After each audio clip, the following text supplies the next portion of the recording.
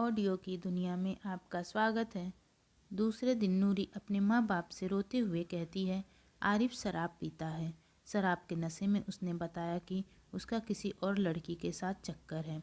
वह मुझे बहुत टॉर्चर करता है, मुझ पर बिना वजह शक करता है। मैं उससे शादी नहीं कर सकती। नूरी की माँ कहती है, बेटा यह तुम क्या कह रही हो? ऐसा नहीं हो सकता। आरिफ ऐसा लड़का नहीं है। वह तुम्हारे सिवा किसी और के बारे में सोच भी नहीं सकता। हो सकता है कि तुम्हें कोई गलत फहमी हुई हो। नूरी के पिता कहते हैं, हाँ बेटा, तुम्हारी अम्मी बिल्कुल सही कह रही हैं। तुम्हें कोई गलत फहमी हुई होगी। आरिफ ऐसा लड़का बिल्कुल नहीं है। वह तो तुमसे बहुत मोहब्बत करता है और तुमसे शादी करना चाहता है। क्या तुम्हें याद नहीं है कि किस तरह वह हमसे तुम्हारा हाथ मांगने आया था और कितनी मिन्नतें की थी उसने? बेटा नूरी, तुम परेशान ना हो, हम सच्चाई का पता करेंगे। इसी दौरान आरिफ घबराया हुआ और परेशान हालत में नूरी के घर पहुंचता है और नूरी के माँ बाप और नूरी को बताता है कि उसे कोई कॉल और मैसेज करके धमकी दे रहा है और कह रहा है कि अगर मैंने नूरी से शादी की तो वह मुझे जान से मार डालेगा। इधर नूरी के माँ बाप काफ़ी परेशान हो गए थे कि आखिर ये क्या हो रहा है। उसी दौरान नूरी के माँ बाप आरिफ से पूछते हैं, क्या तुम शराब पीते हो आरिफ? क्या तुम्हारा किसी लड़की के साथ चक्कर है? क्या तुम हमारी बेटी को धोखा दे रहे हो? आरिफ कहता है, नहीं बिल्कुल भी नहीं। यह आपसे किसने कहा? मैं ऐसा बिल्कुल भी नहीं हूँ। न मेरा किसी लड़की से कोई रिलेशन है और ना ही मैंने कभी शराब को हाथ लगाया। हाँ, वह अलग बात है कि कभी कभी मेरे और नूरी में थोड़ा बहुत झगड़ा हो जाता है, लेकिन इसका यह मतलब बिल्कुल नहीं है कि मैं नूरी को छोड़कर किसी और लड़की के पीछे भागूंगा।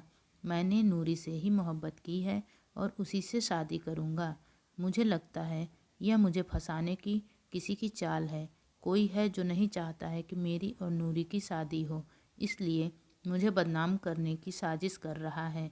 इस तरह आरिफ सबके सामने अपनी और नूरी की मोहब्बत का सबको यकीन दिलाता है और नूरी से माफ़ी मांगते हुए उसका हाथ अपने हाथों में लेकर कहता है, जो भी छोटे मोटे झगड़े हुए उसे हम दोनों ख़त्म करके नए सिरे से अपनी ज़िंदगी शुरू करते हैं।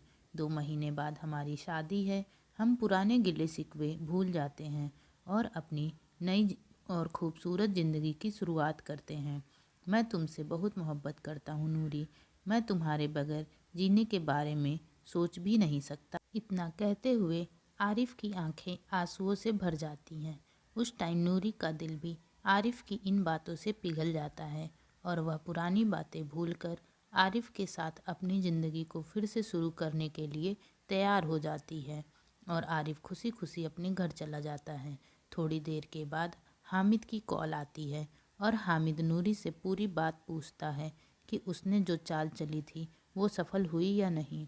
इतने में नूरी हामिद को सारी बातें बताती है और कहती है कि मैं आरिफ से शादी करने जा रही हूँ। वह मुझे बहुत चाहता है, मैं उसे धोखा नहीं दे सकती। इतना सुनते ही हामिद कहता है, आरिफ तुम्हें कितना भी चाहता होगा लेकिन मुझसे ज़्यादा नहीं। मैं तुम्हें दिलो जान से प्यार करता हूँ। मैं तुम्हारे लिए कुछ भी कर सकता हूँ, किसी भी हद तक जा सकता हूँ। अगर तुम मुझे ना मिली तो मैं अपनी जान दे दूँगा। हामिद ऐसी बातें करके नूरी को फिर से अपने प्यार के जाल में फंसा लेता है और अब नूरी हामिद की यह बातें सुनकर डर जाती है और आरिफ को छोड़ने का पक्का इरादा बना लेती है और हामिद से कहती है, अब मैं क्या करूं? कैसे इस रिश्ते को तोड़ूं जो मेरा आरिफ के साथ है? हामिद कहता है, तुम परेशान ना हो, मैं बताता हूं कि तुम्हें क्या करना है। मेरे पास तुम्हारी हर प्रॉब्लम का सॉल्यूशन है। बस मैं जैसा कहूँगा तुम वैसे करती जाना, ठीक है? नूरी हामिद की हाँ में मिलाती है। अब हामिद नूरी से कहता है कि तुम अपने माँ बाप से साफ साफ जाकर कह दो कि तुम आरिफ से नहीं, मुझसे शादी करना चाहती हो। तुम्हारा प्यार आरिफ नहीं, मैं हूँ।